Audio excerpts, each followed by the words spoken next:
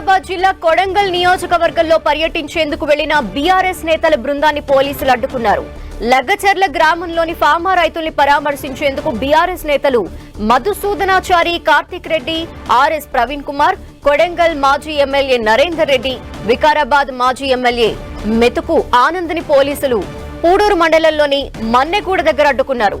ముందస్తు చర్యల్లో భాగంగా అటు ఇప్పటికే 3 మండలాల్లో ఇంటర్నెట్ సేవలని సైతం నిలిపివేశారు. ఘర్షణలు జరగకుండా ఉండేందుకు ఇప్పటికే వికారాబాద్ జిల్లాలోని పూడూరు మండలంలో పోలీసులు విస్తృత తనిఖీలు చేస్తున్నారు. చన్గోమూల్ వద్ద తనిఖీలు చేస్తున్న పోలీసులు హైవేపై వస్తున్న అన్ని వాహనాలని క్షుణ్ణంగా తనిఖీ చేస్తున్నారు. నిన్న లగచర్లలో అధికారులపై దాడి చేసిన వారిని అరెస్టు చేశారు. బీఆర్ఎస్ నేతలు ఆందోళన చేస్తారనే సమాచారంతో పోలీసులు తనిఖీలు చేస్తున్నారు. పరిగి వైపు రాకుండా ముందే నిలువరించే పనిలో పోలీసులున్నారు.